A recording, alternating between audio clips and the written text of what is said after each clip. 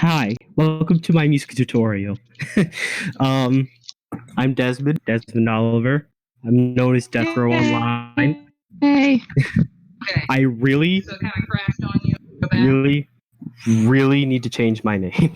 But okay, so first few things. One, I have no idea what I'm doing at all right now. So I'm gonna try my best, but I think this is probably the best way that I know how to explain the things that I do as far as music goes. So I'm just going to go ahead and get into it. Second thing, I am recording this because I'm just gonna hope that I can Felice can eventually put it on YouTube. So I'd appreciate it if everyone could like mute their mics unless they like come up and have a question. Because I would love to have questions here because I have no idea what I'm doing. I want to make sure that I'm actually like answering people's curious questions while I'm doing this. So without further ado, let's begin. Oh boy. So first thing I want to go over is how did I actually get started in music? Well, the way I first started music is I think I was 13. Okay, yeah, I was 13 and I was really into NES games. I have no idea why, but I didn't realize that piracy was a thing. So I just kind of downloaded a bunch of NES ROMs one day, just out of curiosity, and I loved them, especially Mega Man. Mega Man was my favorite. It was because of the music. It wasn't because of the games. The games sucked. I loved the music. The games didn't suck, but you know. So I eventually just did like a bunch of Google searches, like, "Who I want to make 8-bit music. Wow, this is great!" And I eventually found a thing called Famitracker. It is very hard to use, but once you actually get to use it, it's really good. It's really fun. It's basically an emulator for the Japanese version of the NES, which is the Famicom. It's the same thing, just you can mod it. That's literally the only difference. So yeah, that happened, and I basically spent an intensive amount of time my first year in high school just learning Famitracker. It was really stupid. I would spend my lunch breaks just doing nothing but Famitracker, like during high school, and it just became a really important pastime for me. And then I kind of gave up because it was really hard. And then I played Shovel Knight, and then I learned that Jake Kaufman, the person that made the soundtrack for Shovel Knight, did it in Famitracker. And then I'm like, oh, I need to do this. I need to do this. So I started posting on the Famitracker forums, which was like a small little chiptune community, whatever. And I eventually got picked up on a bunch of Mega Man fan games, and that just went on for about 2 or 3 years. These are all of the main ones that I was in. However, every last one, the only one that ever actually released is this one right here, Mega Man Super Fighting Robot. And I just want to show that real quick. The only reason I'm showing it is so that you have an idea of what I actually used to do. And on top of that, the only reason I'm actually showing this is because this has my music on it. If you can hear this, hopefully you can hear this.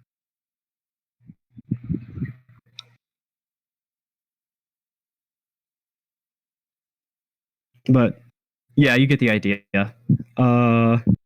So after that, if this will close, thank you very much.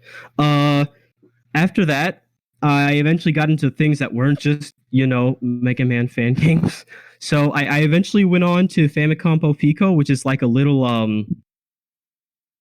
I'd say competition where basically people throw in chiptune that was made in Famitracker or specifically on the Famicom, and people vote for the best one. I only entered it once, and when I entered it, I got second place. The second one over here is Chiptunes Equals Win. It's an organization online that essentially they get like a bunch of entries from chiptune artists all across the world, and they pick around 50 of the best ones and put them in an album.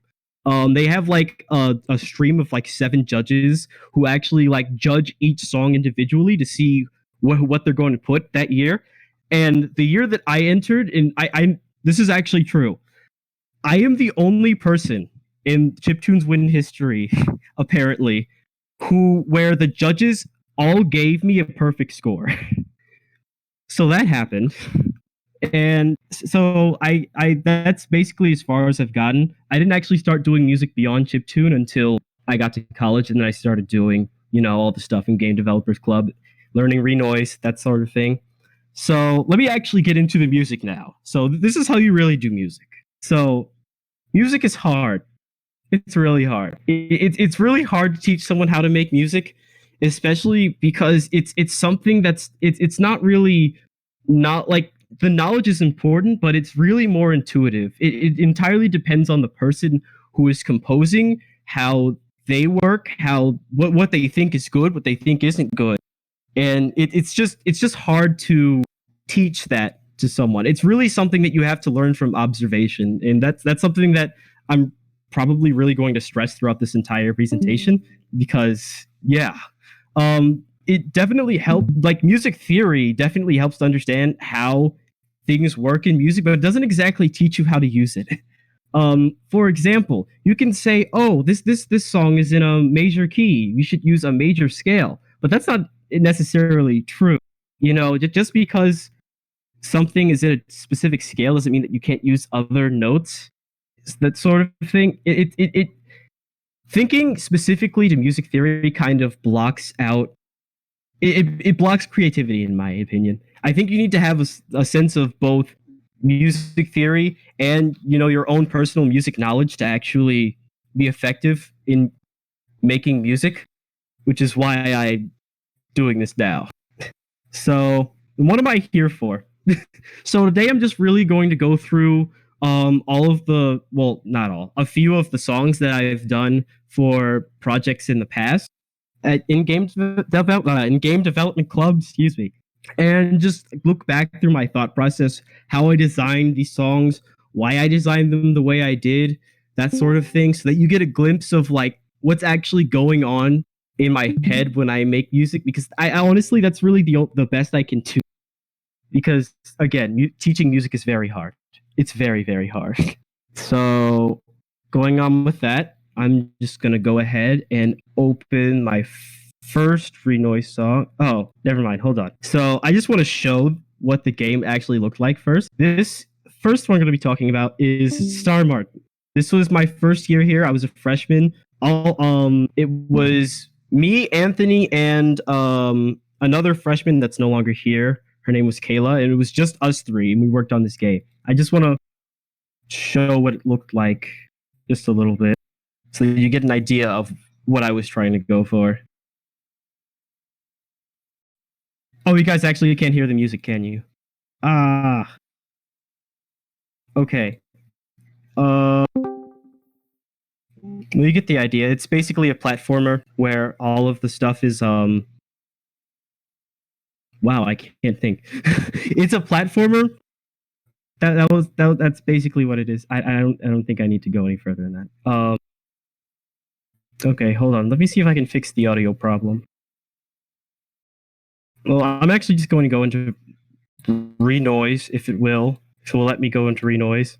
Please recognize renoise, Discord. Why are you doing this? There we go. Sorry about that. Okay, let me make sure that you guys can actually hear this. Just like ping me or something if you can actually hear the stream. Just crap. Okay, cool. All right, so I'm just gonna play a little bit of it, and then I'll explain like what I was trying to do.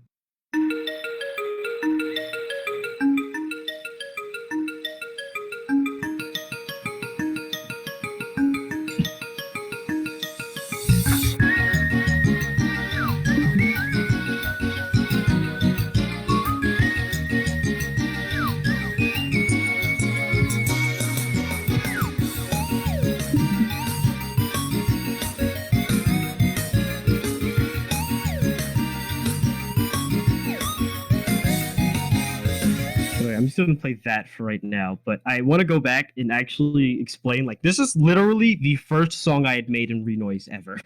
So it's kind of important to me. I didn't have any VSTs, I didn't have any special instruments or anything that I had available because nothing is free in the music world. Haha, funny. Well, it is. There are free things, but it's very hard to come across good things that are free. So without any samples or any resources, what did I do? I stole all of the instruments from Pokemon Black and White and Diamond and Pearl and converted them to renoise. So that's basically what I'm pretty sure almost every single sample that is in this song is ripped directly from Pokemon Black and White. Like if you can see on the right tab right here, I'm gonna see if I'm pretty sure I still have the instruments. I go back. Yeah, this is right here. I have the instruments for every last thing that was used in Black and White. I even have the vocals in here. Like, this is hilarious. Oh. They I think at some point they had like really ridiculous stuff. The Geddes choir. It's ridiculous. But anyways, yeah, that's basically what I use. Like, if you look in the bass that I have here, the slap bass, this is literally just the bass from Pokemon Black and White, but I put a filter over it so it sounded cleaner. That's literally all it did. Okay, now let's actually get to the music now. As far as the music goes, the thing that I tended to do is I felt like there was something. Whenever I felt like there was something missing, I would add something random. And by random, I mean like this pattern here. And basically that sequence right there plays throughout the entire song nonstop. And I feel like one, it sets the tone in the very beginning, since that's like the first thing that plays. And two, it keeps the song consistent because it's something that you are hearing in the background over and over again, even if you're not entirely conscious of it or you don't recognize it. But it's there. And I feel like that's a really important thing to do. The other thing that I want to point out here is that it kind of sounds like it's like a weird rhythm, but it actually isn't.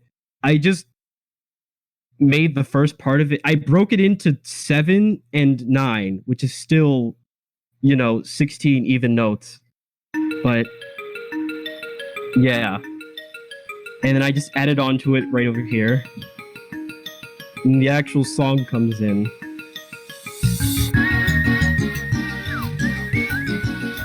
So the thing I do want to point out here is I was really obsessed with this idea of tritone replacements. What tritone replacement is if anyone knows what a minor third is basically 4 half steps. I don't know how else to explain it. It's an interval on a scale. If you look at a minor scale, like I'm gonna see if I can try and play this real quick. If you have a minor scale, it's 1, 2, 3, 4, 5, 6. Okay, yeah, that's a minor scale. I think 1, 2, 3, 4, 5. Yeah, 1, 2, 3, 4, 5, 6, 7, 8. Like a minor third is 1, 2, 3. It's a third note in a minor scale.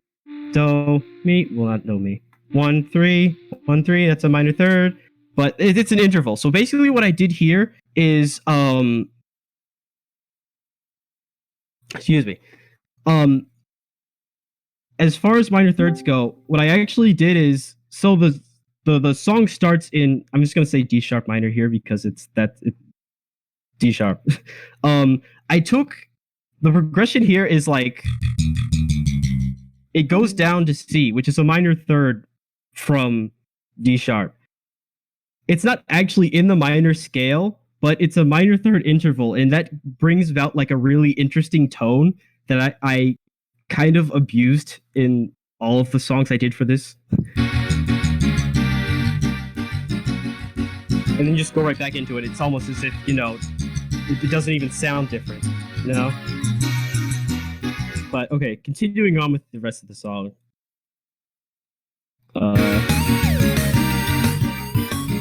There we go.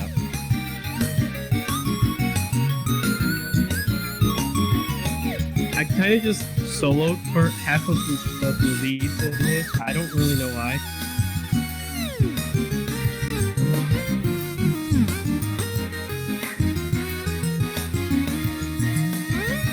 Well, I don't know if anyone actually realized what I just did there, but essentially the minor third thing I was talking about earlier, where I just replaced the the root of D sharp minor with a chord that was completely out of the scale.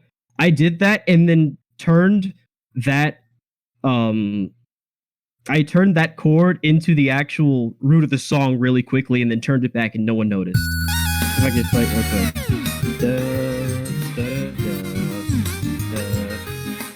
It's really subtle, but like you don't really recognize. It doesn't sound bad. It doesn't sound off. It's in sync with the actual song. So if you keep going.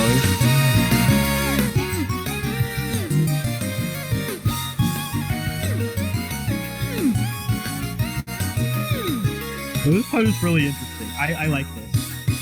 So I really liked the flute that I made, which is also from Black and White because awesome instruments, haha.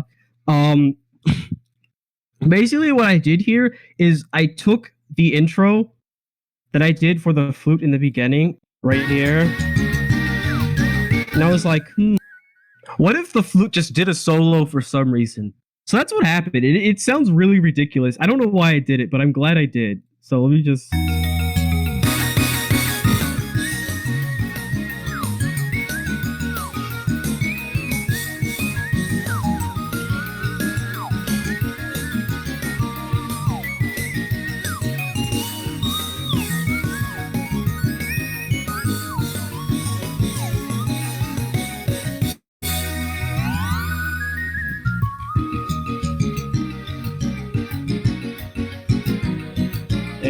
Well, there you go. That's it. So it just kind of loops back to the beginning of the song after that. There is one part I do want to highlight here that drives me crazy. I don't know why I did this. This is like one of those things that I can't even explain why I thought that this was a good idea, and it just ended up working perfectly. Right here. Like this entire chord progression just doesn't make any sense. Let's see if I can freeze it. I'm just gonna freeze the chords real quick so that you can actually hear it and see what I'm talking about. Oops. Oh god. There we go. Thank you. Jesus Christ. Okay, well that didn't work the way I wanted it to. There we go. Like that chord. Like that it just feels great. Like this I don't even know what this is. That's a really stacked chord. I don't even know what that is. So yeah, it really is just about, you know, doing whatever you want and just hoping it fits. No, it's not that. It's really experimentation. Like I don't know why I thought that was a good idea, but I ran with it and it worked. It just sounds great. I don't know what to say. So yeah, that's about that for this song. Oh, there is one other thing I do want to recognize. Like I remember how I said that the little tone that I added in the very beginning sounds like it's not in 4/4 at the very beginning. So I actually switched it to not 4/4 when I went to this part. I don't know if you can tell. See if I can do this real quick. Just silence everything except for that and the bass, I guess. 1, 2, 3, 4, 5, 6, 7. 1, 2, 3, 4, 5, 6, 7. 1, 2, 3, 4, 5, 6, 7. 1, 2, 3, 4, 5, 6, 7. 1, 2, 3, 4, 5, 6, 7, 8. 1, 2, 3, 4, 5, 6, 7. 1, 2, 3, 4, 5, 6, 7. You get the idea. So yeah, that was the thing. So yeah, after that, let me just load the second song here. No. So then there was World 2. World 2 was basically at least my interpretation of it was basically like a really beautiful sunrise. And that was just the entire thing. If you actually look in the, if I can switch to the PowerPoint again, I have a screenshot of stream setting. Please switch to the, oh, why can't I, Discord, please. I would like to switch my overlay. No? Okay. Well, actually, let me just post it in the thing. But yeah, it's fine. So this is a song that I came up with for the second world in Star Martin. It's really really nice. Actually, you know what? I'm just gonna switch to the PowerPoint real quick so that I can actually show it because I really really like it. That I'm sorry, I have to keep exiting out to switch the thing. I switch screens. I have no idea why it does that. Cancel. Why is it not? Okay. So, if you look at that, if you look at this right here, this is what World 2 looked like for the game. It was really, really bright. It was beautiful. Those oranges, those reds, you know, that kind of thing. Sunrise. So, like, the mental picture in my head was like you're going over a mountain and it's just kind of, you're like walking on a bridge on a mountain. You're just seeing the sunset. And that's the entire scenery. Are you kidding me? Please. Please work. Okay, there you go. See, it's sunset in the background, that sort of thing. I really like it. It was personally my favorite part of the game itself was like the background, just the background and nothing else. So let me close out of that. Please change the screen. Change windows. Oh, that's how you do it. You change windows. I'm an idiot. Okay, go live. You know, looking back, this is the song I came up with. I'm just gonna play it real quick before I actually explain what in the world I just did.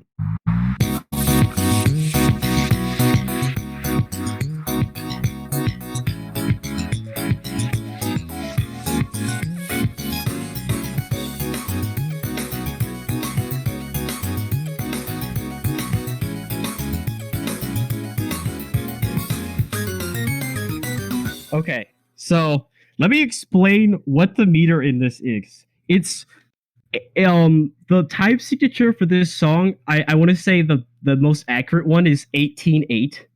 The reason I say that is because it's basically six triplets over and over again.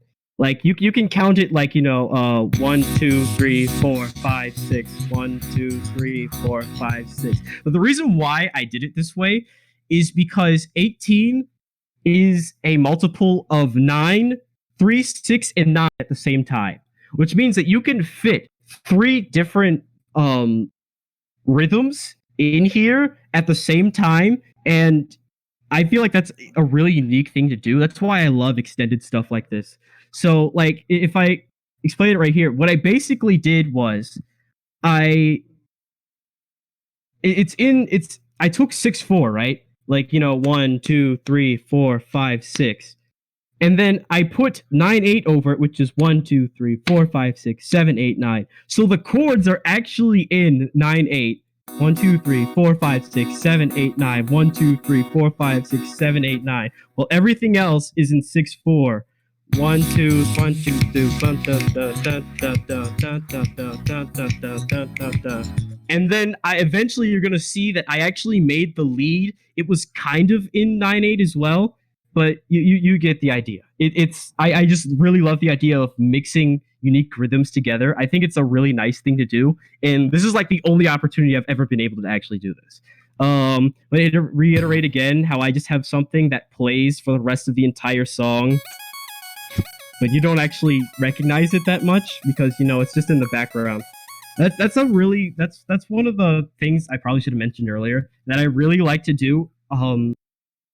Is it's important when you feel like something is missing from a song, the thing that you immediately want to do is go, I need to add something to this.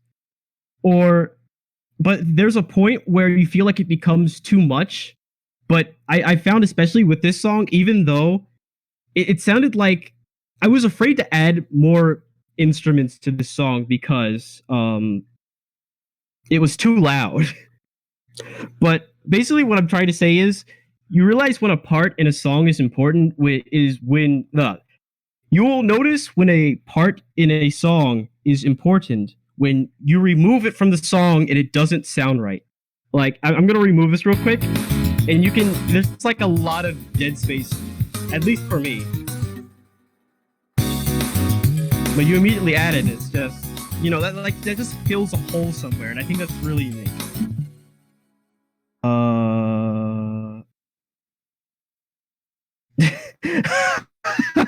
It's actually named something. I forgot. That's amazing. But yeah, the other thing I really want to talk about, this is really, really important. Like, this is something I want to iterate over this. I really like moving bass lines. Like, I literally started the song with the bass line, and I built the rest of the song on that. And like, let me just play the bass line real quick by itself.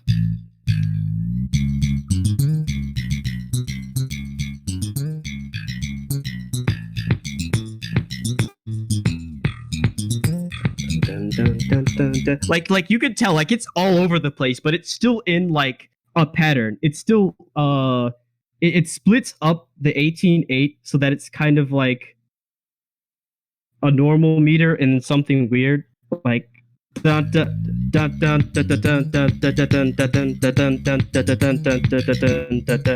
the idea. It's just, you know, yeah, it might sound like it's all over the place, but it's still in something that makes sense. So there you go.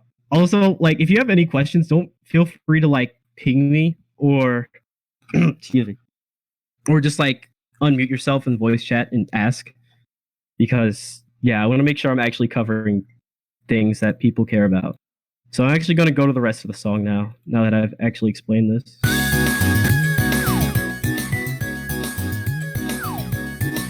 I added the flute into this song because awesomeness. Oh god, that is the thing I was afraid of. This one of the problems I have with this song is that I use so many samples that every time I play it, it runs my CPU really hard. And when you run the CPU too much in renoise, it just stops the song entirely. Okay, so let me play that again. Please don't crash. No! Crap. Interesting. I'm just gonna stop OBS real quick, and that will probably fix it. And then I will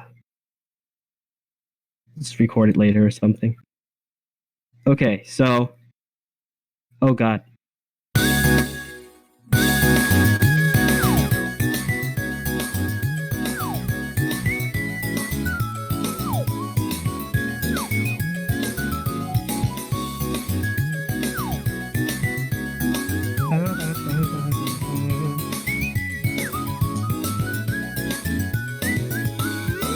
Another thing I want to point out is it's part of the way that I made the song is that well, first of all, the lead kind of stays in the same place for a long time. It's the same, you know, da, da, da, da, and then like da, da, da, da, da, da, da, and then it goes back to da, like, you know, like the 5 note right there, like that's the note you're hearing constantly.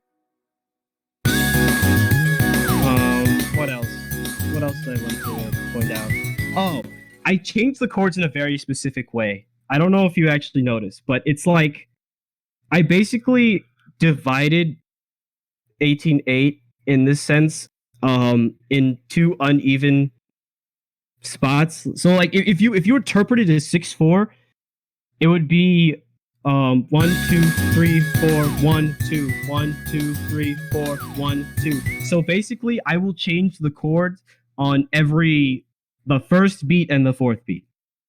That way, you know, it may seem like a really awkward time signature, but it's pretty fluid because it's doing the same thing over and over. So let's actually get to the juicy part. I kind of just did a solo here.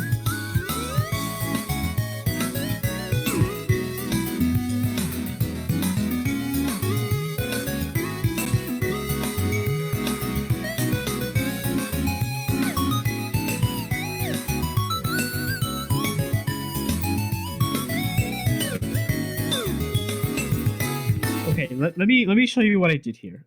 So first of all, the first thing I want to point out is this instrument right here. What is it called? A Fantasia. This Fantasia. I have no idea. I've never heard anyone pronounce it. This instrument right here is actually from Pokemon Mystery Dungeon. I don't know if anyone will recognize it, but this is a really pretty instrument. Again, stealing from games because, you know, no resources. But basically what I wanted to do with this is have a counter melody in the background going against the actual lead. It just kind of, you know, adds some sort of depth to the next part of the song. And I feel like that's important. It's sort of, you know, building. It's like a building block, you know, it adds something different. And I feel like that's another important thing when you design specifically video game music, is to add something different in every section of the music that you're doing. Like you see, like this was a different section. The beginning with the flute. This is a totally different section, and it has another instrument in it that's kind of nowhere else. What part did I start with? What do you mean, what part did I start with? Like specifically in this part of the song,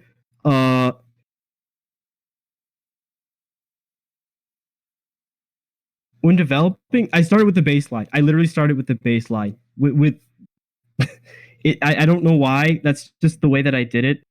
And usually the way that I build it is that I'll do the bass line, and then no, that's a lie. I won't do the bass line first. I'll do the chords first. I'll sit down and go, what do I want this to sound like? And then I'll actually make the bass line, and then I'll make the chords on top of the bass line so that it's coherent.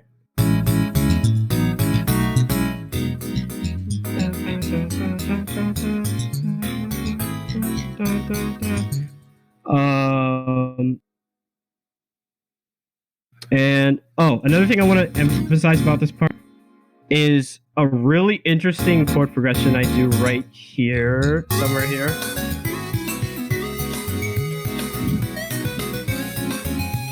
I don't know if anyone caught that, but this is another tritone replacement, the minor third thing I was talking about earlier.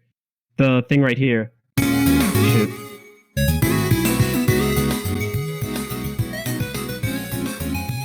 This is literally a minor third down from the root, which was just played right here. And the feeling I wanted to give off in this entire section right here is that, like, you're on the top of the mountain, you're just looking at that beautiful sun. You're just walking by it. It's just so beautiful. And that's the kind of the emotion I wanted to give here. Like, you're still moving, but it's like, wow, this is beautiful.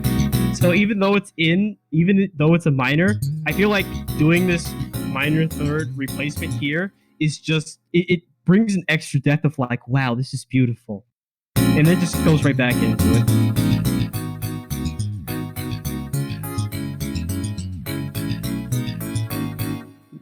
So yeah. The next part right here. I'm just gonna play the rest of the song. This is important for something that I will show after this.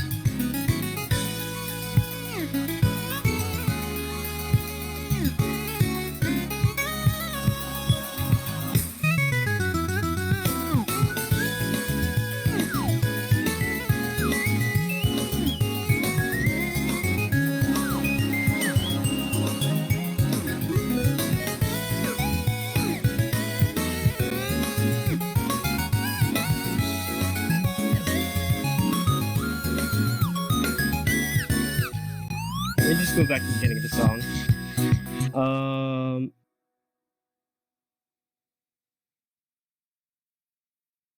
Alright.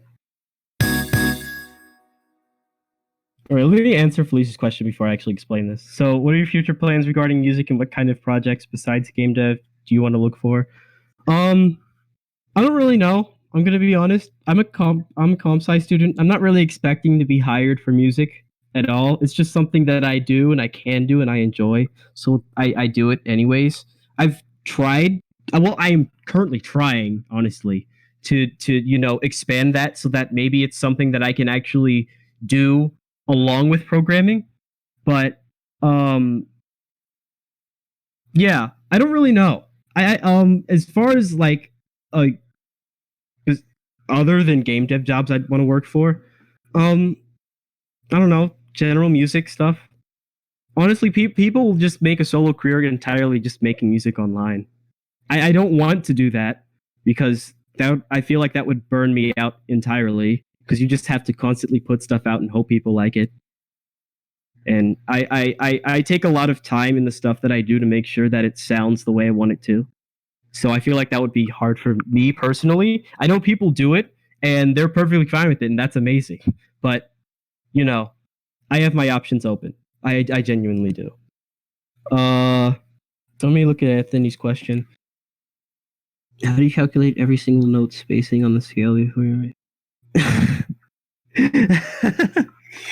I appreciate it, Felice, but yeah, I don't know. I'm totally willing to do lots of things. It's just I'm a very dynamic person. I really don't know.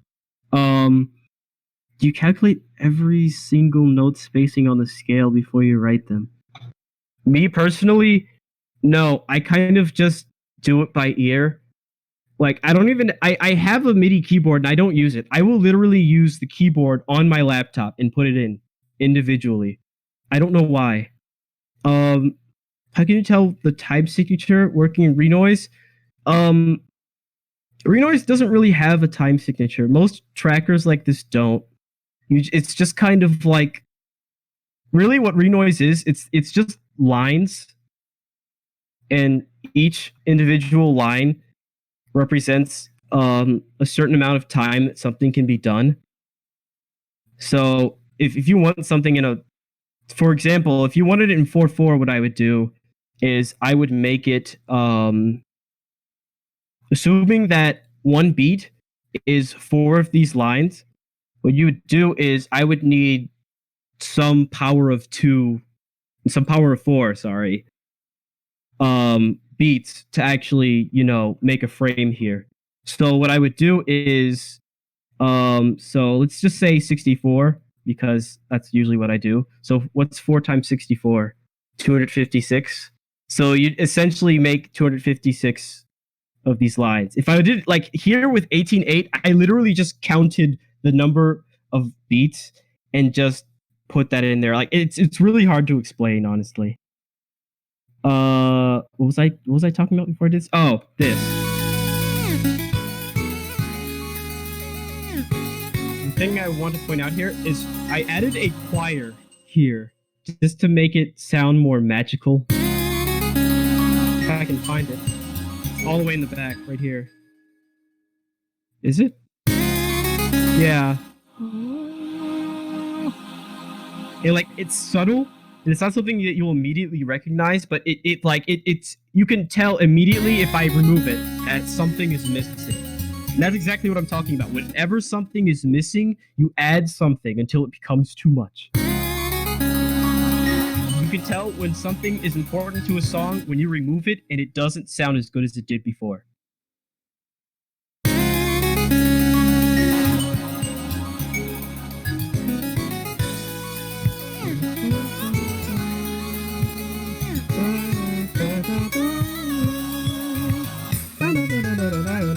I don't know where this riff came from, but it was stuck in my head for like 6 months, so I just put it in there. I was tired of it. This right here, this is actually really important. I added another counter melody right here. Basically, I don't think I actually explained this the first time I was talking about counter melodies. A counter melody is basically a melody that you put under an actual melody so that, there's some sort of flow. It's supposed to be some sort of interaction, basically. So the counter melody here is actually the flute from earlier, and it's actually almost exactly the same part. If I get it over here.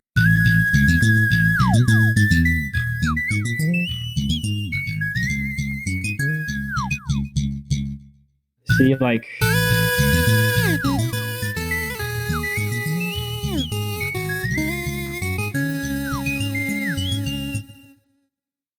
So, yeah.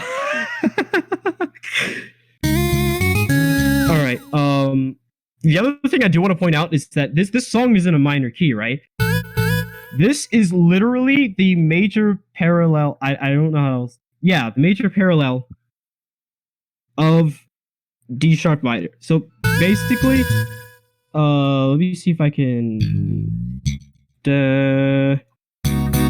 You see here how like this is kind of minor. Well, that's an entirely different thing. I kind of made the chords here in this entire song, even though it's in minor. It doesn't always sound minor most of the time. I don't know why I did that.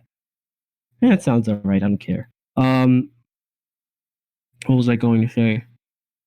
I'm just rambling at this point. Oh, okay. How I essentially just turned this entire part into a minor key, and it just kind of works. But then you actually, go back to the beginning of the song, or the rest of the song, honestly, where it's in a minor key, and it's so subtle that you don't actually recognize that you changed it, like I said before. So yeah, that's basically the song. There is a really important thing about the song that I want to point out, and it's that. So basically, I didn't actually intentionally do this. So it was World 1. The songs I made for this project. There was World 1. There was World 2. And then there was it's supposed to be a map theme, basically. I didn't do it because I was lazy. So what I did instead is I took the very end of this song. I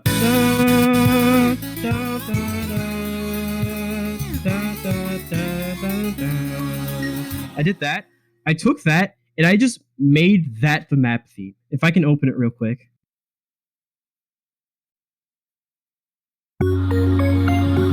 I think it's actually in the same key and everything.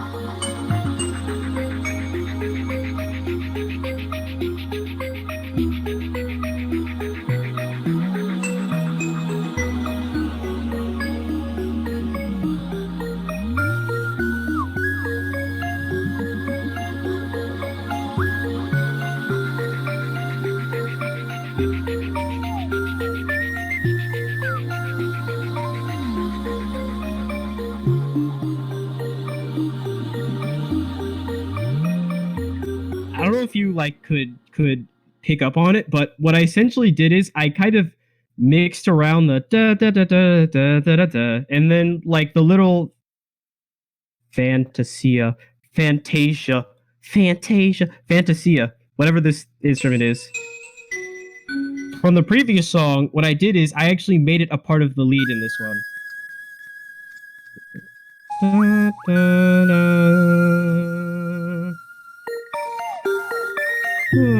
Da, da. It's like subtle things like that, and the significance of this is literally the first song that the player hears in the game, right? And the very last song they hear is World 2. And at the very end of World 2 is the first song that they hear. That is the significance of this. It just kind of wraps the whole set into a bow, and I really like that. I didn't do it intentionally, but I really appreciate that I did. So I think that is basically. Oh yeah, I also almost ripped this from.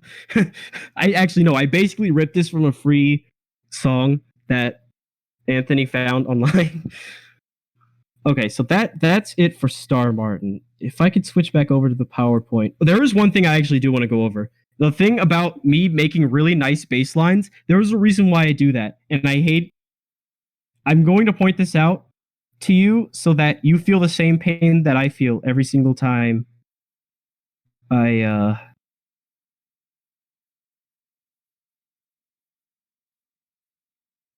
it's specifically about Pokemon too.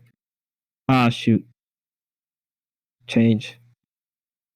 For some reason, PowerPoint is not showing up in Discord. No. Please. Okay, there we go. Okay, so switching back to the PowerPoint.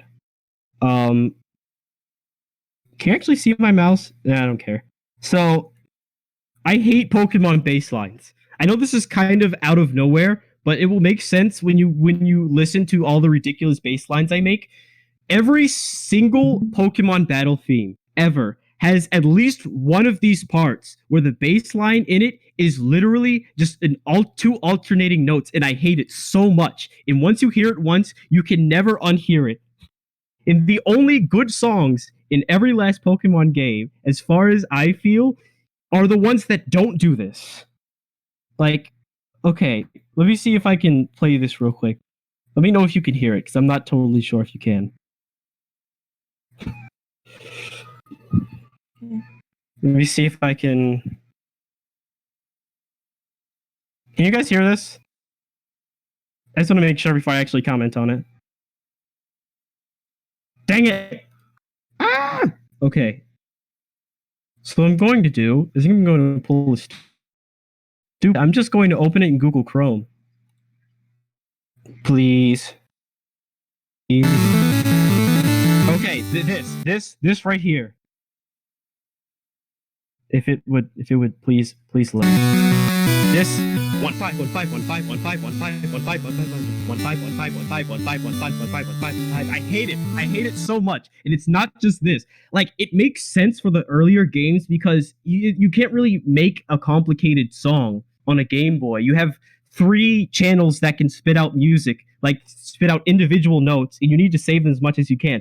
And they can be interrupted for sound effects. So it makes sense that they would make something simple like that, because the really important thing is that you hear the music. But there is absolutely no excuse for any of the other games to do it, especially Ruby, which does it like 20 times and it makes me want to die. If I can skip to Ruby real quick. What is that, 1415?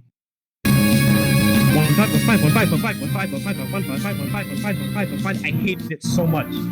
It's so awful. And almost every game does this at least once, except for Black and White. Oh. Okay, Diamond and Pearl doesn't actually do it. Interesting. You get the idea. It hurts. It really hurts. Because, like, every single defining song in Pokemon has a really good bass line. If I go to if I go to the Deoxys battle from Ruby and Sapphire,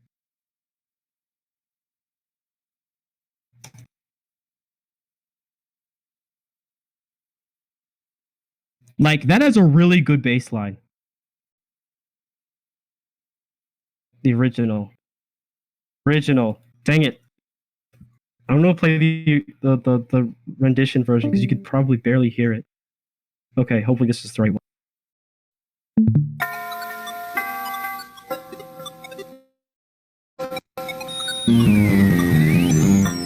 Like, oh my god.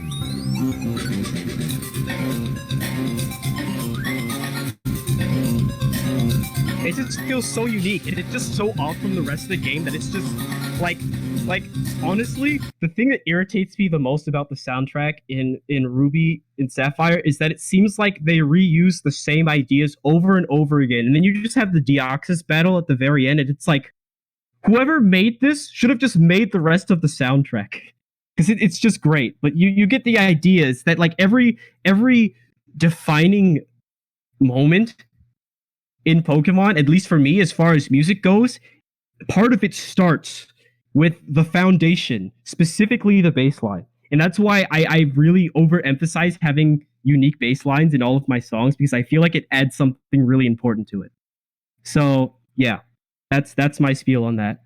Let me switch over to Yonko Battle real quick. I actually won't really touch on that very much because time. So what I'm gonna do here is I'm gonna switch back to Yonko Battle. Yonko Title. Yeah, Yonko Title. I'm gonna switch gears for that. Also, don't again ask any questions. Don't forget to ask any questions if you really have any. Like, especially in voice channel, because I know it can be like, you know, hard to type or harder to explain things over. Yeah. Change windows. Screens. No, not applications. I'd really appreciate it if you could. Oh. Okay, there we go. Okay, the first thing I actually want to show. Oh my god, what is happening?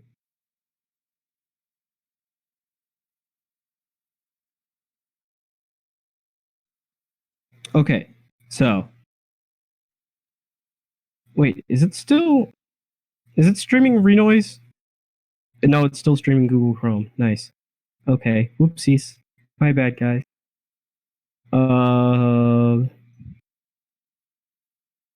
Screen. Change windows. Go live. Okay, I will get into HookPad later. Basically, what HookPad is it is a website. It's basically a piece of software where people design chords. That's chord progressions. That's really it. And what people do is essentially what their community has done is they'll take as many songs as they can find and literally graph the chords that the songs use. And what this website will do is it will actually compile every last hook. They call them hook packs, but basically the data that they get from all of the songs on the website about the chord progressions, and it will suggest to you based off of the chords that you're writing down, and to see what will sound good essentially. But yeah, it's basically just LickPad, but community driven. It's the same idea. So basically with Yonko Battle, I don't know if anyone's actually played Yonko Battle, but it's basically just competitive Connect 4. The aesthetic we were kind of going for as a joke, but it ended up not really being that much of a joke, is anime, because haha, funny anime. So based off of that, I actually collaborated with another student who was here last year. Yeah, he was only here last year. Louis, he's a music student. So basically what happened is he wrote the melody to this, and I just kind of went with it.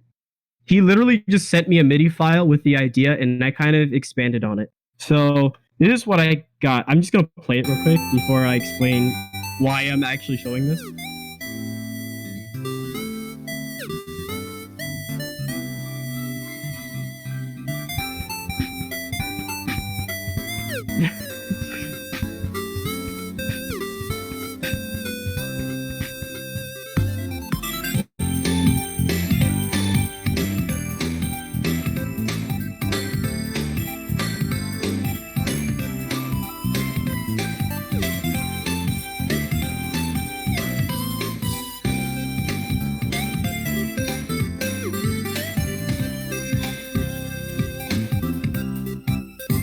So that's basically all that he wrote. As far as the melody goes, I kind of filled everything else in. But the reason why I'm stopping here is because I actually had a really hard time writing this after this.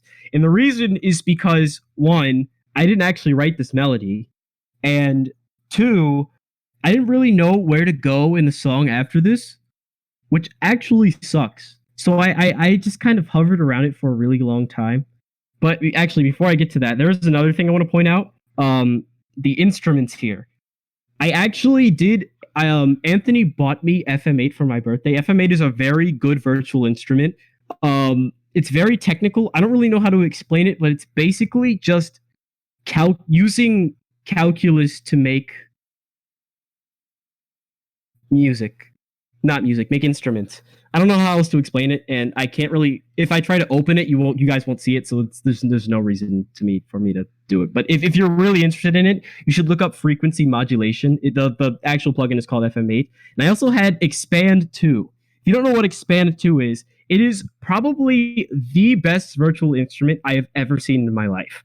And I say that because literally everything that I have used in the past year for Mystery has come from this virtual instrument. It is really well made. It has a variety of things, and yeah, I've just used it a lot. I think Expand 2 is used for the bass here. I think. Like, yeah, it's just adding instruments. This was the FM8. It's just kind of old 80s style Rhodes piano sort of thing. You get the idea. I honestly don't know where the drums came from. the really important thing, another thing with having something in the background that stays the same for the entire song. This.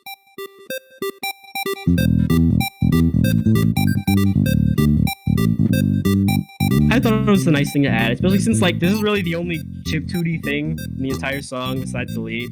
So I feel like it's like a really nice thing. But anyways, let me get back to the actual problem I had with the song, which is writing the rest of it.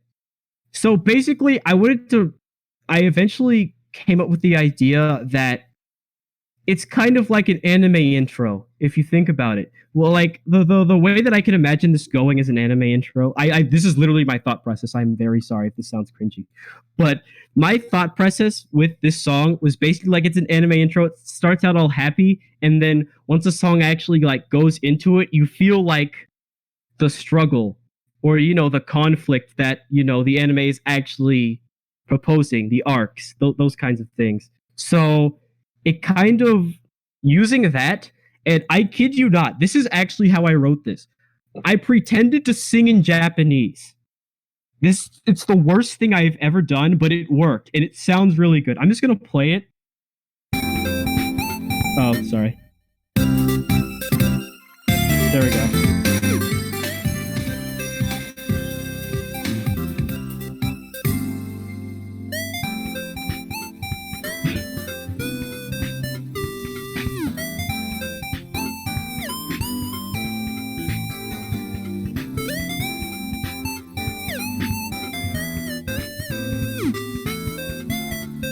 Yeah, it kind of gets darker in tone.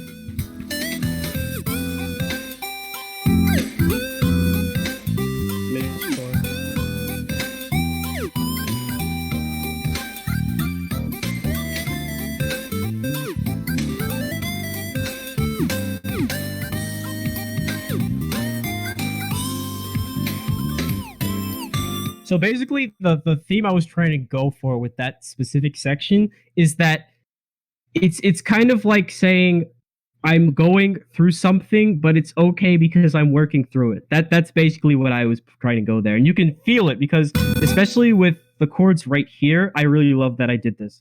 I don't know if you can actually tell, but this is a diminished chord. Da da da da da da. Yeah. Da, da. Yeah. Sort of subtle things like that. I don't know what I was thinking with this, but it works. And I just kind of end the song the same way it started.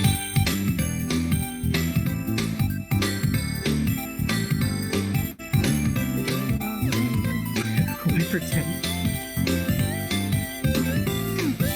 I don't speak Japanese.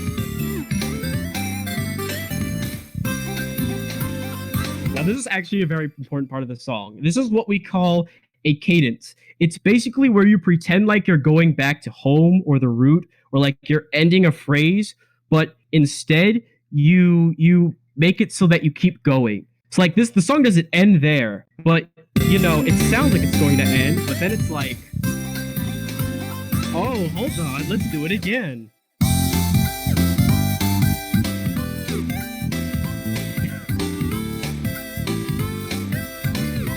I just added harmony in here because, yeah. And then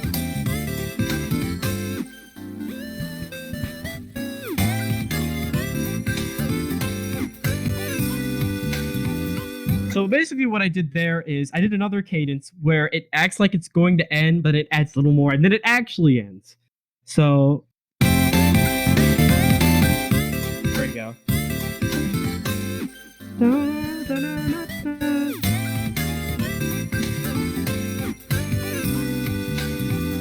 then a nice chord. Then it just kind of calms down. I accidentally added Cave Story into this song. Yes, I was actually aware that I was doing it, and I didn't care because no one complained. So it's just there forever.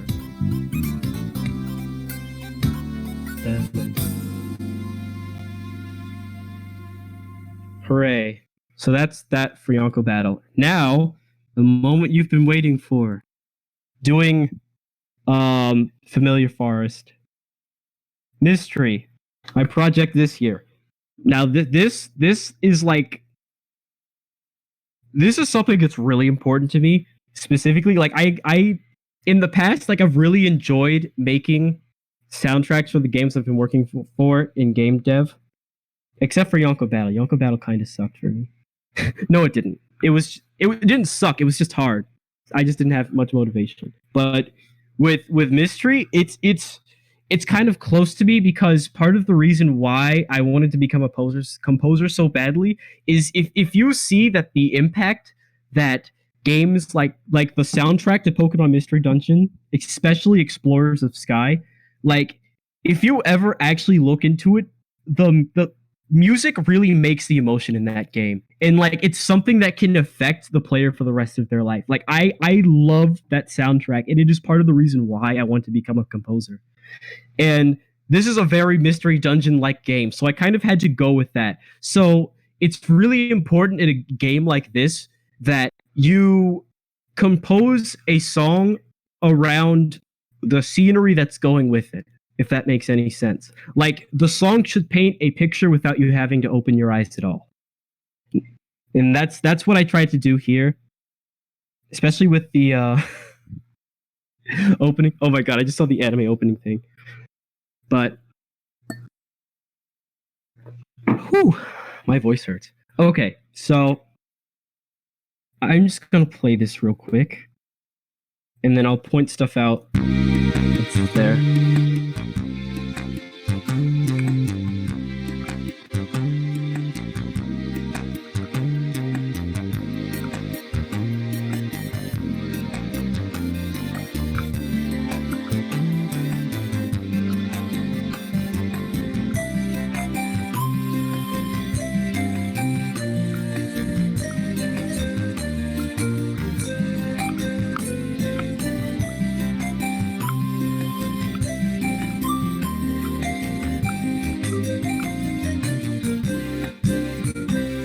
Okay. Reason why there's a lot in this section that I want to talk about, but I'm just going to try and talk about at least a little bit. First of all, again, I started with a bass line.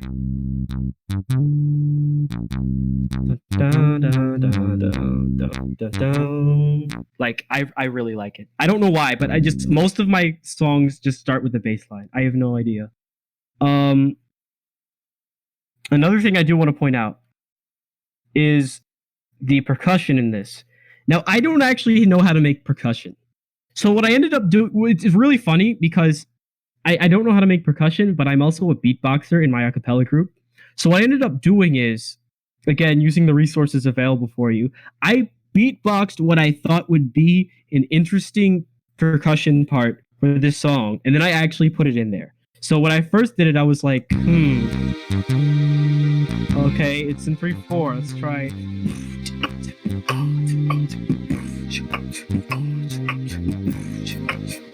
And I actually ended up putting it in the entire thing. These are tablas, I think. They're basically just large bongos. And this rhythm is literally in the entire song. It's just a nice thing in the background. Another thing I do want to point out is that I layered the instruments in a way that each one comes in after every measure. Like you can see this. Like now it's just the bass right here, and then you just hear like little pulses in the background. These little things, and then out of nowhere, a guitar shows up. But like when you play it all together, it's slowly building up to something pleasant. It's so subtle that it's just meshes together.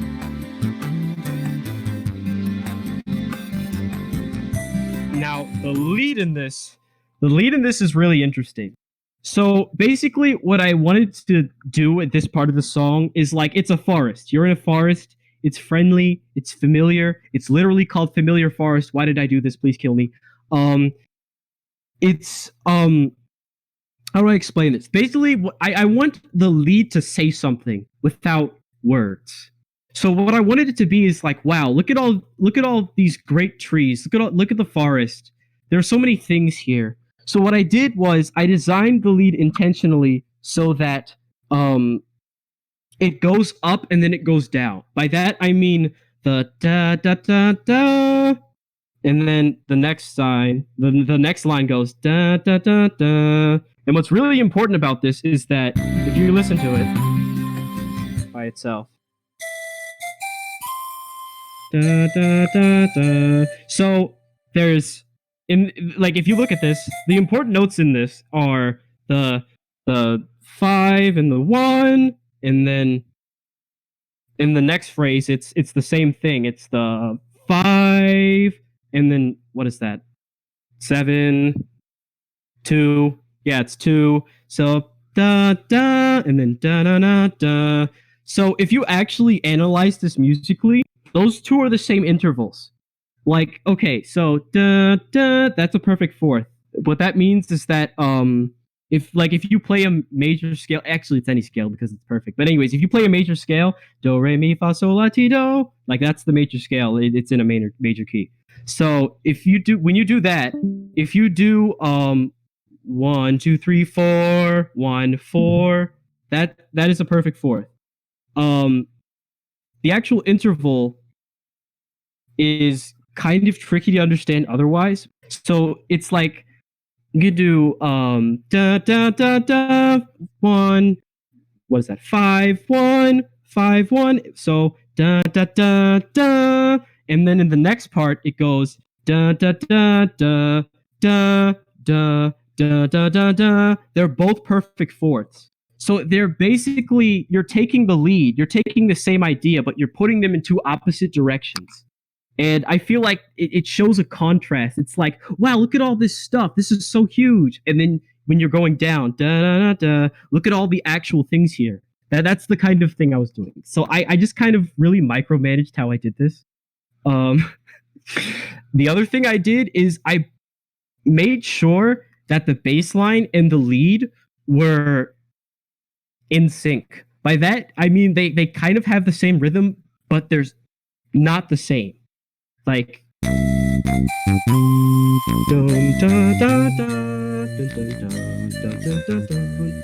like they both move at the same time, and it just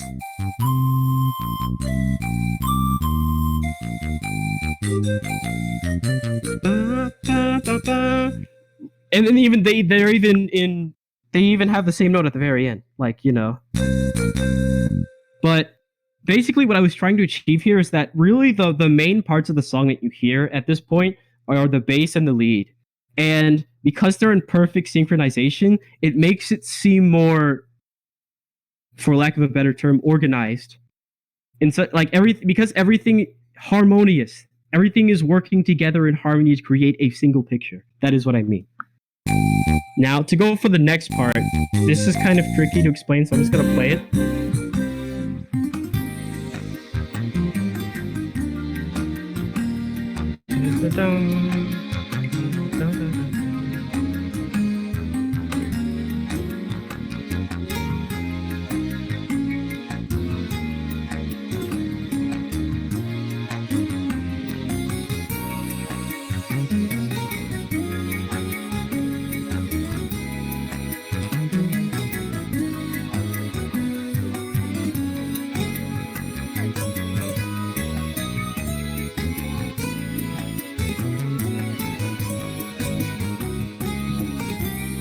Okay, so for this part, oh my gosh, I don't know why I came up with this. So basically, it's using the exact same melody over and over again in a different way. So the melody we have here is da da da da da da da da da, right?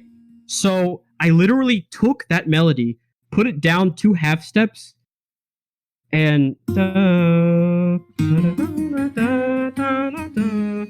So what that does is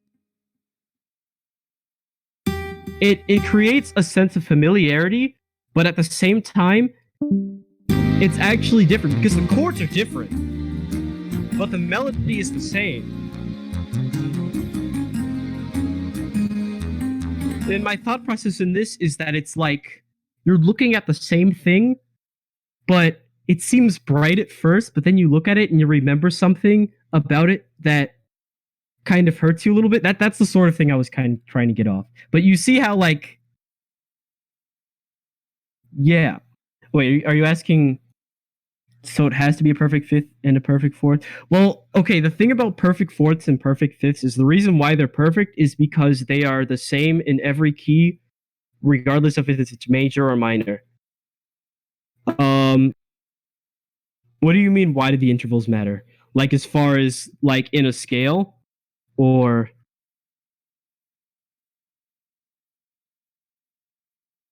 it's all music theory. So honestly, you can just throw half of it out the window, anyways. But why can't it just be a note higher or a note lower? Well, it can be, but it gives I mean, it really could. It doesn't really matter what the interval is, but because it's the same interval and it ends up being in the same key, it has some sort of magic to it. I think just for me, because it doesn't seem like you're really changing anything, you know? So what was I going over after? Okay, so yeah, I changed. Okay. I don't know how to explain this, but this is basically just going around the circle of fifths. The circle of fifths is basically a music theory thing where you actually go around. So keys, like the key of a song, right? What you're essentially doing is going in perfect fifths in each key with every step. I don't know how to explain it.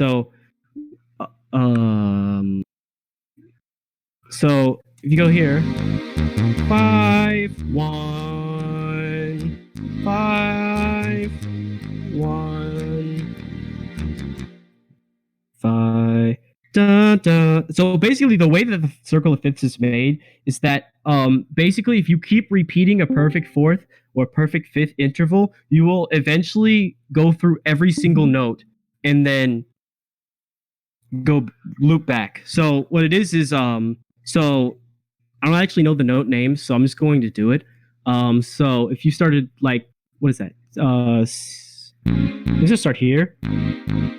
G sharp. Okay. Da da da da da da da da da da da da da.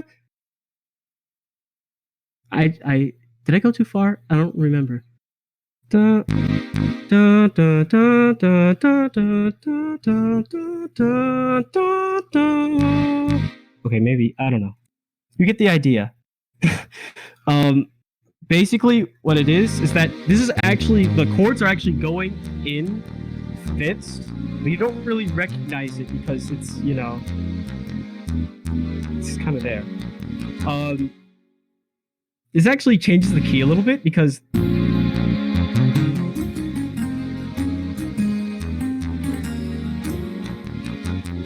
we've got this.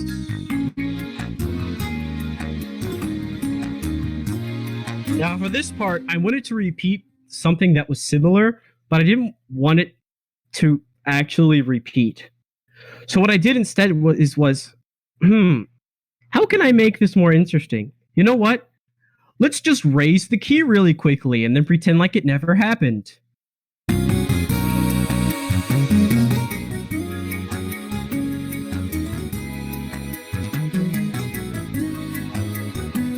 And I don't know if you can hear it, but I actually added a counter melody here to add flavor to it because, you don't want to just make the same thing over and over again. Where is it? Where did I put it? Actually, where did I put it? I'm blind. Oh, here it is.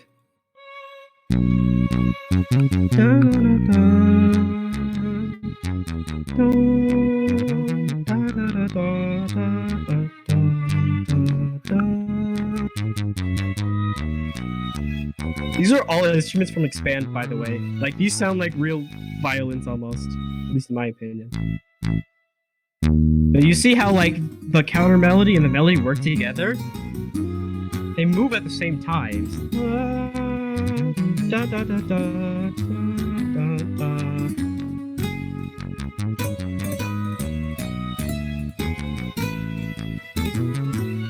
And then I just kind of jank the song back into the original key.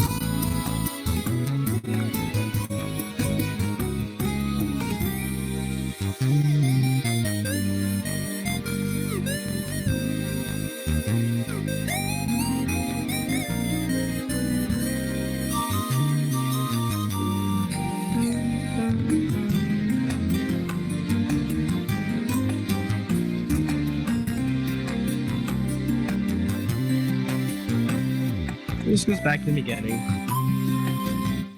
Basic stuff. Okay. Now to go for the second theme that I made for this project, which is Center Town. It's basically the world hub, you know, the place where you start. If you compare it to Pokemon Mystery Dungeon, basically there's a town that you live in where you do all of your business essentially, and it's you know, it's portrayed as, you know, a happy place. Everyone's busy, everyone's working. It's kind of a moment of peace while everything else is just kind of breaking down. Haha. Please don't cry.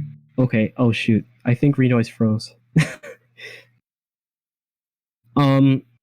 So it's basically supposed to be, you know, a happy, upbeat, busy town, and that's kind of what I wanted to portray. I almost was really tempted to just rip off of a song from Pokemon Mystery Dungeon, but I no. So I kind of did it, but not really. The first thing I want to point out of this song is that the very first thing I do is reference the first song that I made.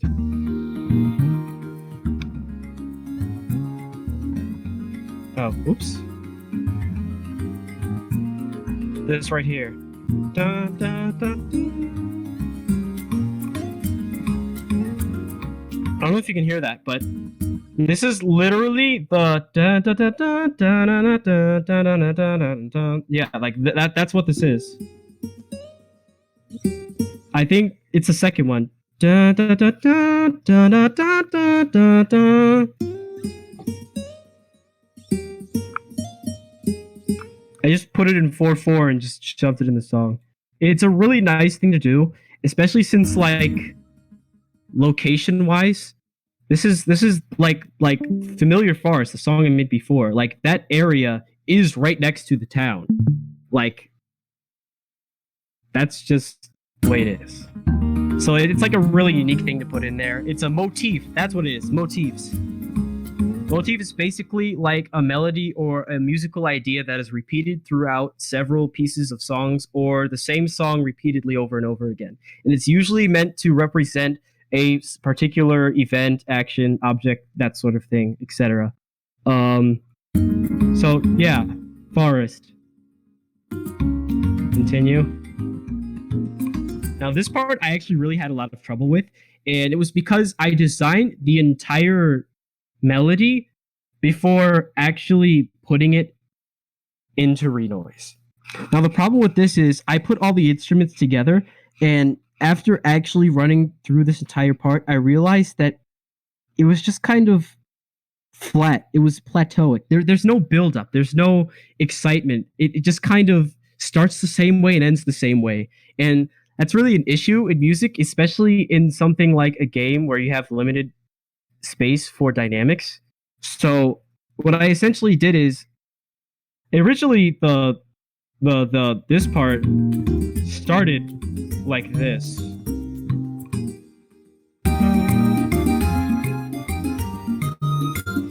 But instead of doing that, what I ended up doing is I turned it back. Basically, I cut all of the background instruments out, and I would slowly add one after another until I got to the next part of the melody.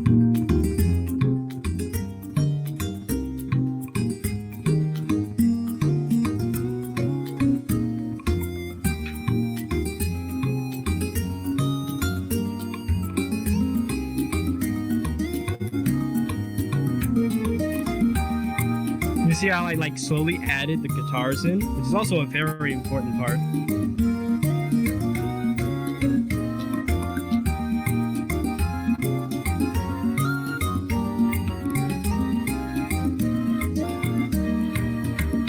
Okay, so first thing I want to look at here is, first of all, the guitar. It slowly comes in with the melody at first. Well, not actually. The very first part, it slowly comes in. You can barely hear it. And then it just suddenly shows up. And it kind of like slowly builds a song until it gets to that excitement at the next part.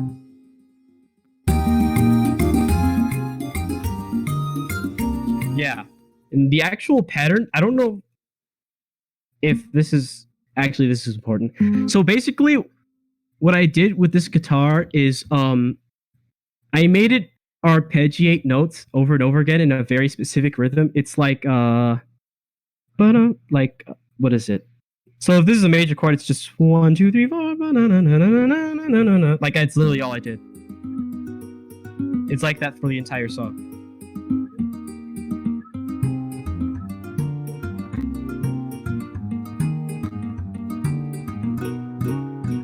It's not really invasive because, you know, you can't really hear it. You can't really specifically hear it when you play the entire song together. But if you remove it, it just sounds dead. Like there's just empty space. So like, what I'm trying to emphasize here is that it's really the little things that count. Because, I mean, this isn't like the smallest thing in this song, but like, you know, it's not the first thing that you hear, but it makes so much of the volume the song has. So then this next part, I'll just play it first.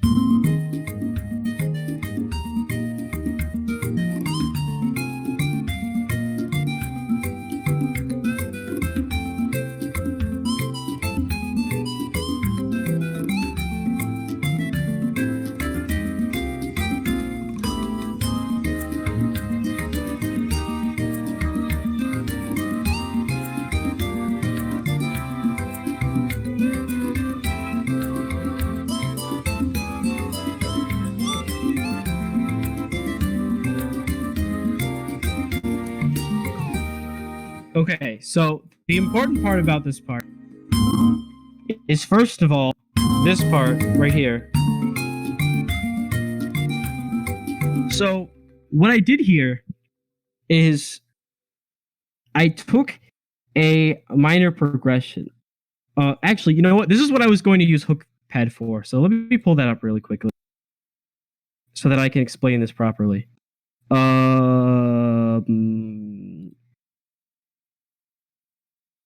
Okay, so now you can see this. I'm going to open my song. Why are half of these songs called Smooth?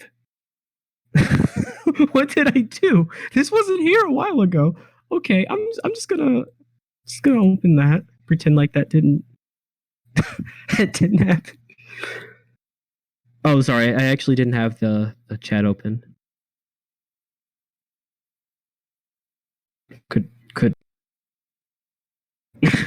Smooth operator. Okay. What was I going to do here? Oh, okay. Okay, so this is the part that I was talking about now. So usually when you have a chord progression like this, let me change this to its normal equivalent. Usually when you have a song like this, or a chord progression like this, where it goes, 4,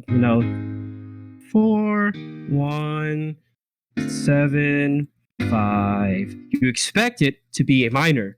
Da, you know, da, da, da, da, da. So it really should have been da, da, da, da, da, da, da, da, da, da, da. But instead of making that a minor chord, I made it a major chord. So it's actually da, da, da, da, da, da, da, da. And it fits because that's actually a part of C major.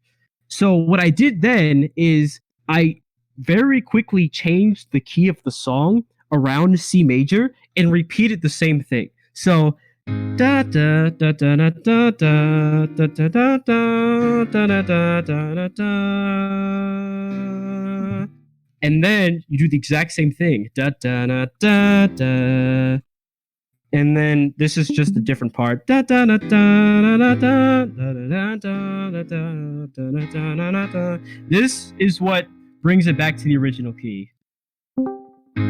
So that's my thought process there. Essentially, I literally just changed the key really quickly and then continued on as if nothing happened. And it's really subtle, but it adds a calming sort of thing. I don't know why, but when you change a key from a perfect like from the original key to like a perfect fourth or a perfect fifth, and you just pretend like nothing happened, it just kind of adds to like the calmness of it, and I really like that feeling. It is really pretty. Yeah.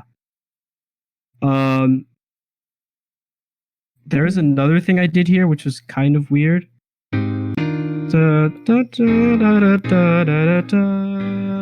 no, I didn't actually use that. That's just there. Okay, let me actually close this before I. This is hook pad though. I should mention that. This is literally how I ended up writing the song. Like, I don't think I can play it because my computer just wants to scream at me right now. Oh, I will play. You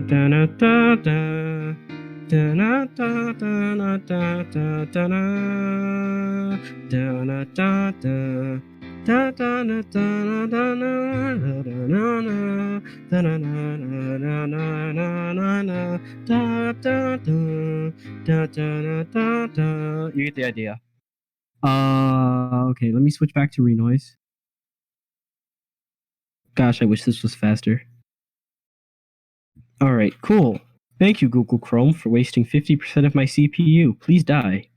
Okay,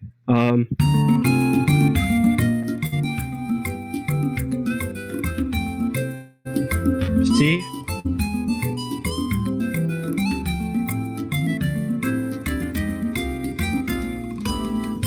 I just added harmony on top of it. Not only did I add harmony, but I added a counter melody, which kind of does the same thing, but instead of going with the melody, it goes with the chords. Let me explain. See, it's like it's kind of echoing the lead, and then it does this.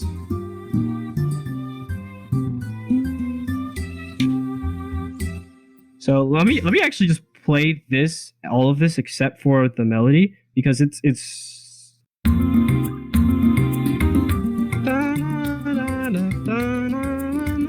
what's essentially doing is because I'm changing chords, because I'm technically changing keys. What it's essentially doing, what I wanted to do here, is highlight the notes in this new key that weren't in the old one in such a way where it doesn't feel unfamiliar to just completely spin the song on its head and just do another key out of nowhere. And that's essentially what I did here.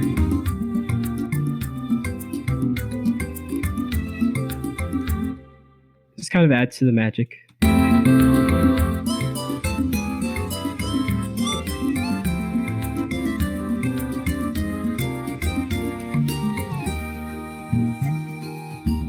Again, referencing the last song.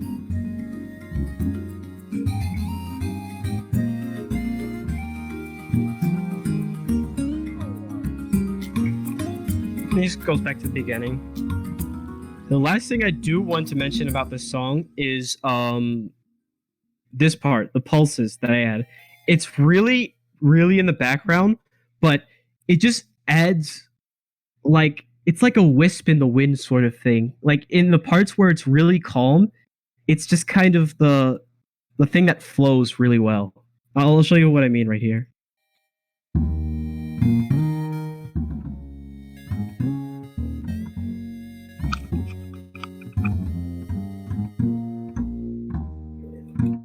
See, it's there, and you can hear it, but it's just, you know,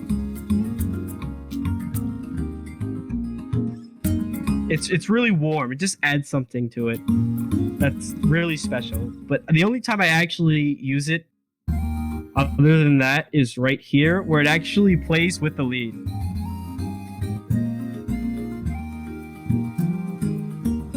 But yeah, that's how I made the song. I'm really happy that the way it turned out because it's just so beautiful. I really didn't expect it to turn out this well. Um, it took a lot of trial and error and experimentation. Like I would have never like honestly the way that I changed the key really quickly. I was just lazy and I was like, how do I make this more interesting? Let me just make it a major key and see what happens, and that's just what happened.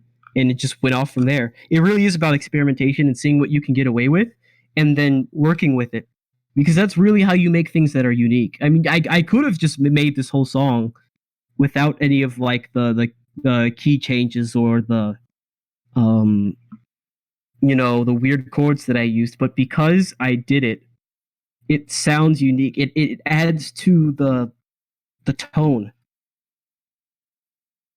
So that was really what I wanted to show here. I think that's about it. So I'm just going to cut to the PowerPoint for the last points I wanted to make before I never talk again for the next 8 hours because my voice is dry as heck.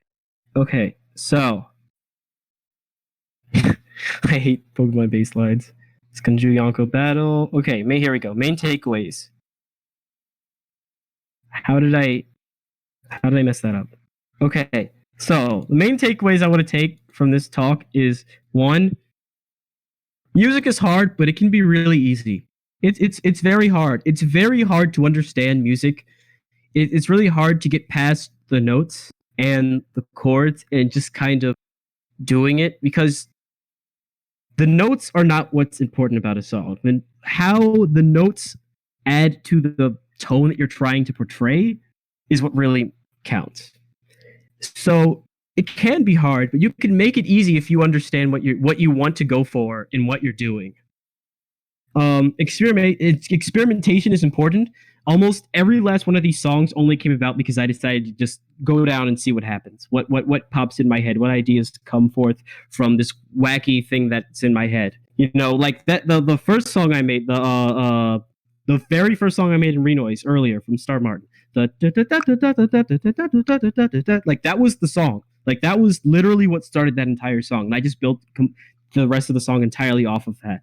It's really important to experiment so that you're able to, make more things out of the stuff that you have now. Another really important thing to do is learn from observation, observe as much as you can from other music. What I mean by that is I listen to a lot of jazz. I know it sounds really weird, but it's really important to, listen to as many genres as you can, listen to as much music as you can, as many artists as you can, and see what they do that's really good that you like and why it works and how they do it. And see if you can incorporate that into the things that you do. That's how I take the approach. That's why I listen to a lot of music idly. I'll just, play Apex Legends or something, and I'll just have Spotify playing in the background, that sort of thing. The reason I say jazz is one of those things, or funk, or like anything in that area of genres, is because they really like to experiment with what you can get away with as far as music, but you can really apply it to any sort of music. I mean, even in general, like learning from observation, that's something that you can apply to almost anything that you do, in my opinion. But yeah, also be willing to think outside of the box, because really the reason why it's called music theory is because it is a theory. It is not fact. You cannot learn how to make music from music theory. You can understand how it works, but it will not teach you how to use it. That is something you have to find out for yourself, and it's different for every person. And this is like this is my takeaway. This is like the biggest takeaway from this entire thing. Is sometimes the better direction is the one that no one expects. And that basically sums up the entirety of my music career, especially that last song. I don't know what I was thinking. I think I was just tired when I wrote that. But anyways, that's all I have for you. That concludes my presentation. If you have any questions, go ahead and ask, or you can just unmute. I don't really care. But yeah, thank you for listening. No, don't do this to me.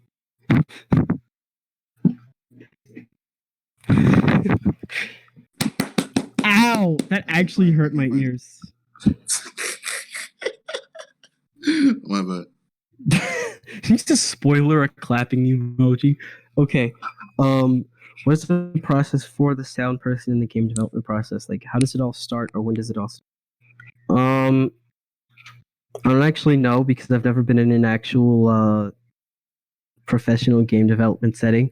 But usually, what they do is about halfway into development, once they start, ramping up the game, showing it off, that sort of thing, to the point where it's actually playable, then they will decide to add in a musician, and the musician will just have to go off of whatever they need to do.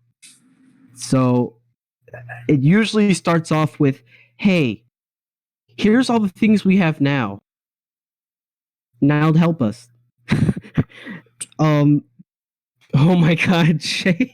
I mean, hasn't there been cases where it's like the opposite, where like they have the music already done for the game and they kind of just plan around it, or they have it like in separate parts. Like they'll have like a certain area planned out. They'll ask the composer to like do a specific like tone for that certain area, and then they'll finish like making the area after everything's been established. Yeah. Kayla, why would you do this? For me, what's ended up happening is I get really ambitious, so I will start the music before the art has been done, and then what will happen is that the artists will go off of my music and improve what they're doing to fit the. This has happened several times. It is really interesting, but it kind of just adds to it, in my opinion, because instead of it being here's all the stuff we have, here you go, good luck. It's here's what I have, here's what you have. Now let's just put them together and see what happens. Okay, this is like bubble wrap, but instead it's just clapping. Basically. The fun is you have to figure out if I hid anything else in there. Oh no. Okay. Music direction. Shit, why would you do this? What is going on? Okay, as far as music, as far as what Anthony said, honestly, I don't know. Then you make sure all the music fits together. Usually what happens is, so this is kind of an art thing, but I want to reference it anyways because it's related. So in Shovel Knight, what they essentially did is, let's make a game that's similar to 8-bit, but it's not actually 8-bit. It doesn't use the original NES's colors. They added a bunch of colors to add flavor to the game, but it is still, 8-bit pixely. The animation is very similar to stuff like that, stuff like that. But it keeps. They essentially held true to their inspirations, which was essentially stuff like Mega Man, Samus. Oh my God, Metroid. Why did I say Samus? Metroid, Mega Man, Castlevania, the sort of Metroidvania sort of things, the platformers from NES. But they added something to it, which was the color palette. They added the color palette, and that's to put that in perspective. What I'm trying to say is, you essentially set yourself up at the very beginning with what you want to use. So, for example, with Mystery, like I know that we're gonna have some natural percussion in, the bongos, the shakes, the I don't really know any other instrument, the big drum instruments that make nice little noises. So I knew I was going to use that. I knew the bass I was going to use. I know I was going to use a flute. I know I was going to use strings. I know I was going to use the guitar. I knew what I was going to use, and whenever I wanted to change the tone a little bit, I might add like an instrument or two in a specific song to fit that, or to fit a certain motif. But otherwise, the best way to go really is to just, why did you do this? Why did you do this, Shay? Oh my God. Hello. But yeah, that's the best way to make things coherent.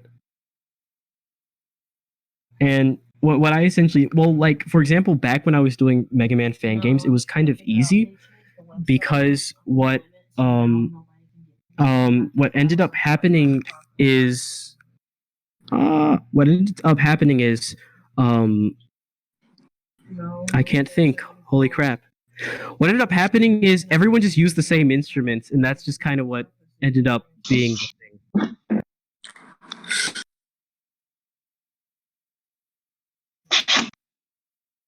I think I'm gonna get. Okay, the other question, if I do a solo diff project and I get someone to do the sound for me, I recommend you do the sound while you're doing the game, but that's really my personal opinion. What the actual industry does, like I said earlier, they just kind of throw musicians in halfway into the process and then kick them out when they're done. What I've done in the previous projects that I've done is that the music will start the same time as everything else. And if the music is good enough, what ends up happening is it will inspire all of the other aspects of the game so that it's better integrated into the entire thing. Rather than you making making music for the visuals will go with the music. And I think that's that will set the game up for better coherency than, making a game and then just saying, here, make the music for it. I mean, if I could chime in a little bit too, Yeah. I remember I helped with one project recently, one still going on, for like the capstone, I think this semester, and one of my friends asked me to like make a song for like the fighting game. I like he simply said it was going to be a fighting game, and I didn't know what type of fight it was going to be, like what type of song it is. I just kind of worked on the song, and then he kind of used that to like build to like kind of make what the stage will look like, what the scene will look like what everything else to kind of wrap around afterwards. So really having the music in front of you can really help build the scene all together.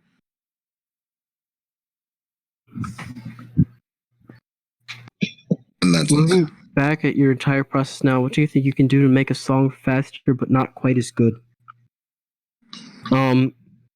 The answer to that is to not actually care about what you're doing. I'm gonna be honest.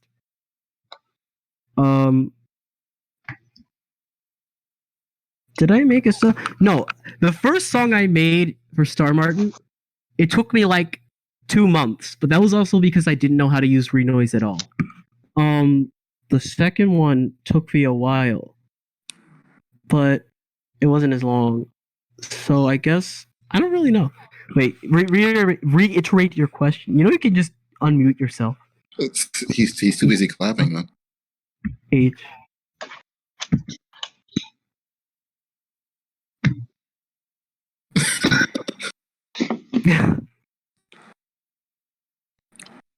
Wait, is is it a free software or does it cost money? What, Renoise? No. The sample software you're using for the violins and whatnot. Oh, you mean Expand, the thing I was doing earlier? Okay. Expand, I don't know how much it actually is, but I do know that on Black Friday it goes on sale for $4, which is ridiculous. Yes. Right, okay. So it's only $15. I got it on Black Friday for $4. Black Friday, all of the virtual instruments, they will just go crazy. Like they will actually be like 99% off. It's ridiculous. I mean, they'll be 99% off and still be $40. So, I still wouldn't buy it, but if you really wanted it, you could get it on Black Friday, and you'd never have to get it again. I mean, I'm just trying to look for more alternate sources of like mostly sampling, but I'm trying to use more synthwave stuff, more synthwaves to get closer to the actual sound of instruments, or at least as close as possible. Well,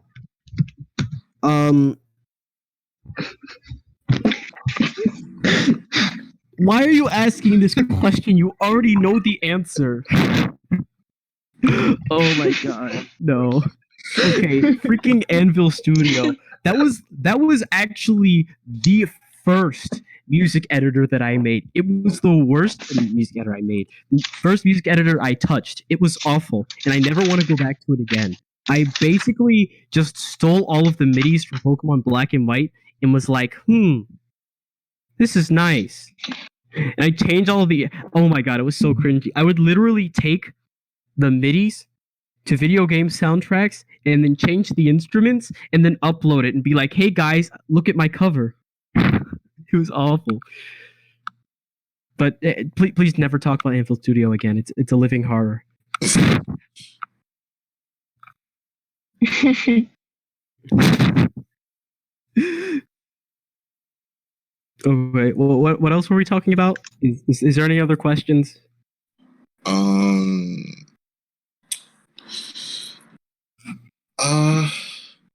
I would suppose, like, do you use any others like VST or synth software besides Expand, or is Expand the best one you found? I think if you're looking for general things that you can't get anywhere else for cheap, then Expand is definitely the way to go.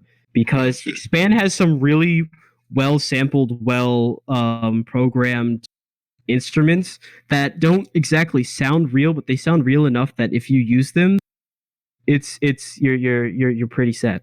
Like most of the instruments that I've used in my project this year are from Expand, and the ones that aren't are ones that I made myself. So yeah, it's really a general purpose thing. It has a lot of things that are kind of high quality, but yeah, you get the idea. Reverb. What is reverb? No. I mean, have you ever touched like reverb or how should I say? What's it more say? Compression.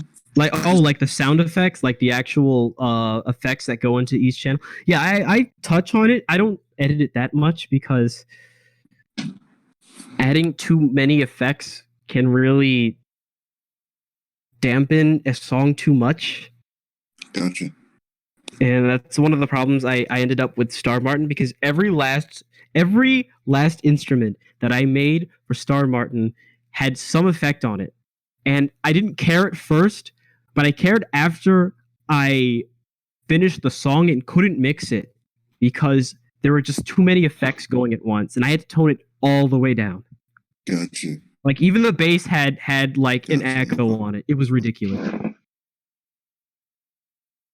But yeah, if there's any other questions, I think this is a good time to wrap it up. This is the longest I've ever seen a tutorial go.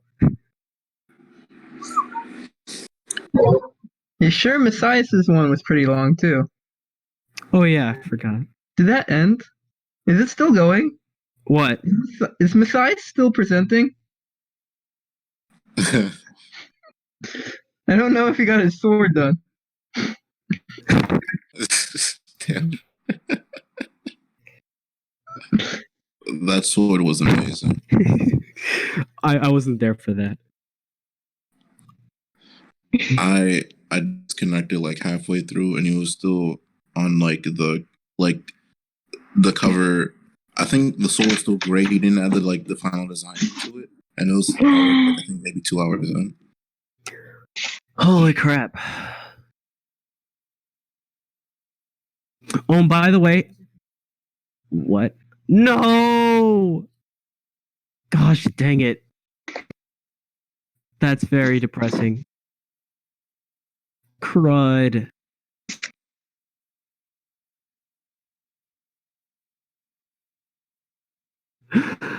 Ah! Wait, you were also recording? Oh my god. Wait, how are y'all?